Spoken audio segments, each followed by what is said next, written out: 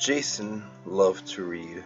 Every day, he would take a walk to a nice place, like the park or the beach, and sit down to read for hours.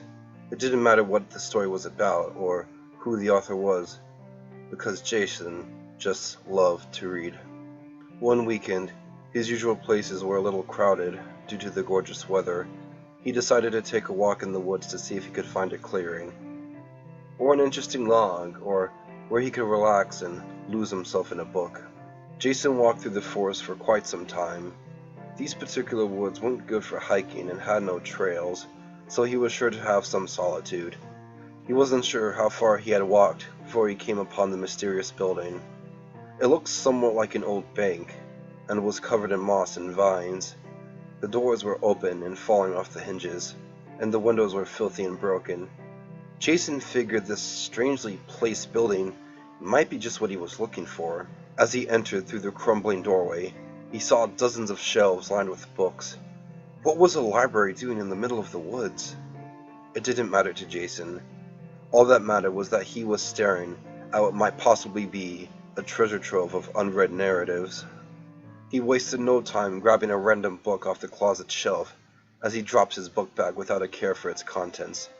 Jason inspected the book, and it was surely something he had never heard of.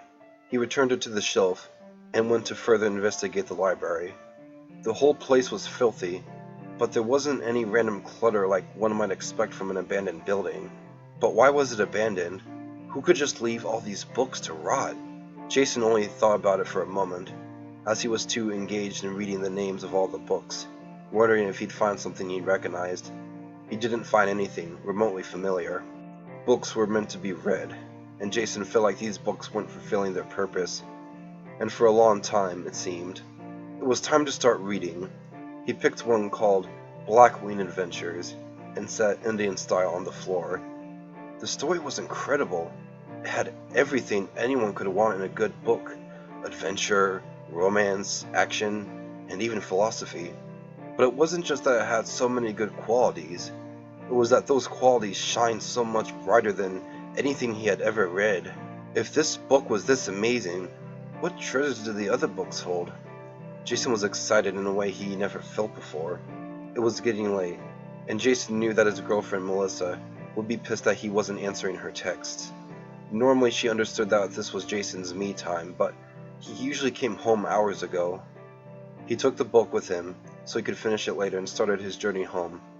He wasn't sure if he would find this library again, so he marked trees along the way with a Sharpie he had in his book bag. Jason got up a little early the next morning so he could read. He grabbed his book bag and took out what he expected to be Black Wing Adventures. The book now had a different title: Love Without a Friend. More rummaging through the bag only produced other boring books that he had previously been excited to read. Did he grab the wrong book? No, that wasn't possible. He hadn't let go of the book before putting it in his bag. It was obviously from the same library, because it was covered in thick dust. He must have taken the wrong book. It was the only explanation. He decided that he would read Love Without a Friend, even though the title didn't really seem anywhere near as cool as Black Wing Adventures. Boy, was he wrong. It was just as good. It didn't have adventure or action, but it had a strikingly human quality to it. Jason had never felt the kind of emotion that this story was invoking. Turning each page was like opening a Christmas present. He couldn't wait to receive each word, each thought, each feeling. It was late, and Jason began to nod off. He didn't want to stop reading, but eventually he passed out. The next morning, he was still holding the book in his hands. It was still open to the page he left off on, and he started to read again. He had no idea what he was reading. The story had completely changed. There were different characters, different thoughts, different feelings. He closed the book and looked at the title. It was Men and Monsters. Jason was even more shocked than the first time. The book hadn't left his hands. He hadn't returned to the library to exchange for another book. None of this was possible, and Jason was getting understandably freaked out. All he could think of doing was going back to the library. Maybe he could find one of the other books he was reading. Upon his arrival, Jason received a text message from Melissa that read, "Are you ignoring me?" He responded, telling her that he found a new spot in the woods to read. He left out the part about a mysterious library with curious books. figuring it would only lead to more questions. Once Melissa's concerns had diminished, Jason shut off his phone. When he got inside the library, he searched long and hard for Black Wing Adventures or Love Without a Friend, but he was unsuccessful. In fact, none of the titles he remembered from before were anywhere to be found. Every book was different. Could this be another abandoned library? How many could there possibly be? Even one seemed strange. Jason just wanted to experience what these books were capable of, so he didn't want to think about how strange the whole situation had become. He just wanted to read. He knew he didn't have much time, so he quickly grabbed a book called Our Nation's Last Hero.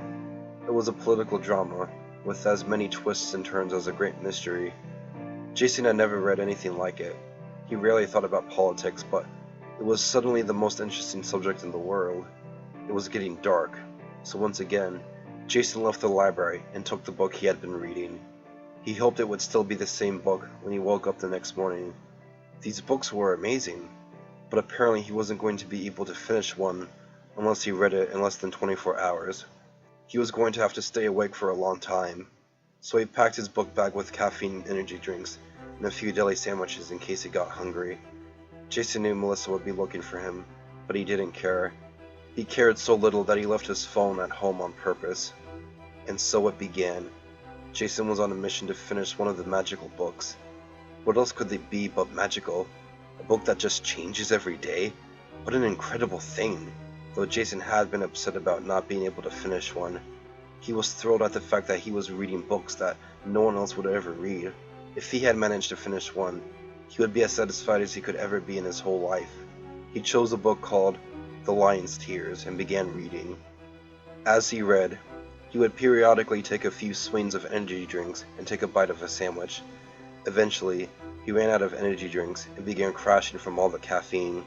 It was too soon. He hadn't finished the book. There were just a few chapters left, but he couldn't stay awake any longer. He hoped that he would wake up again before the book changed. When he awoke, it seemed as though the next day had not yet come, but the book had still transformed into something new. Jason decided he was wrong about when the change occurred. It wasn't when the next day came.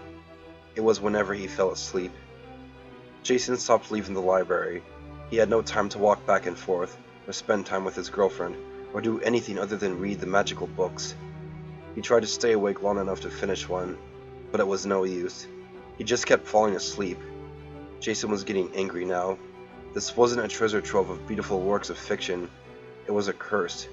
He was obsessed with finishing one of the books, and it was eating away at his sanity. No food, no water, no contact with other human beings. When Jason would begin to fall asleep, he would take a piece of broken glass from one of the windows and cut himself to stay awake. After several cuts, he began to feel weak from blood loss. His mind was becoming warped as he sucked every word into his now crippled consciousness. The books he chose became more and more macabre. Titles like Making Love to Murder and The Man Who Ate Himself were overtaking the other, more gentle ones. If Jason was going to finish one of these books, it had to be something that interested him, and gentle things were no longer in his interest. There was no telling how long Jason had been in the library. He wasn't eating or drinking, but somehow he wasn't hungry or thirsty anymore. It was as if these books were keeping him alive. They wanted him to read. They wanted him to finish. He kept getting closer and closer to finishing one of these books. He was sleeping less and less, and his dream was going to soon come true. But which book would be the lucky one? Which one would be read from front to back by a willing participant? He picked up a book from the shelf and looked at the title. It was called Jason Loved to Read. His eyes widened, his mind raced. What an amazing coincidence. A book with his name in the title, and it's about someone who loves to read. Adrenaline rushed through Jason's body as he opened the book and began at the first chapter. He read of a teenage boy who found an abandoned library in the woods. He read about books that magically changed their contents whenever the protagonist fell asleep. This was the book that he would finish. This was the book that he had to finish. Jason's heart pounded like mad as he reached the final chapter, when suddenly he was interrupted by a shouting female. "What the hell, Jason? This is where you've been? I've been calling! I've been texting! Everyone is looking for you! I only found this place because I happened to see those marks on the trees and thought that maybe you had made them! Hello? Jason? Are you deaf? Just then, she noticed the cuts all over Jason's body. She fell silent and took a step back. Here was her boyfriend, cut up and bloody, buried in a book, paying no attention to her tirade. Jason, what's going on? Are you alright? Why won't you look at me? Jason! Her voice was concerned but hesitant. Jason just sat there Indian style, reading his book. Melissa lost her temper. Look at me, Jason! What the fuck? She began to cry. All she wanted was to find her boyfriend and discover why he had been missing. She expected him to embrace her and tell her that they were together again and everything was going to be alright. She ran to him, bent down, grabbed his arm and shouted, Jason! In a split second, Jason grabbed a piece of broken glass, already covered in blood, from using it to cut himself, and jammed it firmly into Melissa's neck. Her eyes became wide with fear as she gurgled and jiggled, eventually falling to the floor with the glass still on her neck. Jason's face had no expression as he continued reading his book. His legacy. It was about to happen. The last page. Jason couldn't believe it. He had finally stayed awake long enough to finish one of the magical books from the mysterious abandoned library in the middle of the woods. His hands shook as he turned the page and saw the words, "The End," toward the bottom. Below the final paragraphs, it was then that he became horrified for the first time in his entire life. The book ended with the protagonist Jason stabbing his girlfriend in the neck with a shard of broken glass. Jason didn't move, didn't blink, or even think. He just sat there in absolute shock. Was this really happening? Why did the book say that he killed his girlfriend? That was impossible. Jason was no killer. He just loved to read. He stood up and screamed a desperate, primal scream, throwing the book on the floor next to Melissa's body. He looked at her, as if noticing her for the first time. There was blood all over the floor. Melissa was surely dead, and Jason must have been the murderer. He walked home in a daze and called 911 to turn himself in. According to Jason's story, the police expected to find Melissa's body in an abandoned building in the woods. When they arrived at the proper location, they found only her corpse amid the blood-stained leaves and branches. Nothing that resembled a library was anywhere in sight. The details of the trial and conviction aren't extraordinary, but what you may find interesting is what happened when Jason arrived at prison. His cellmate offered him a book to pass the time. Jason politely replied, "No thanks. I hate reading."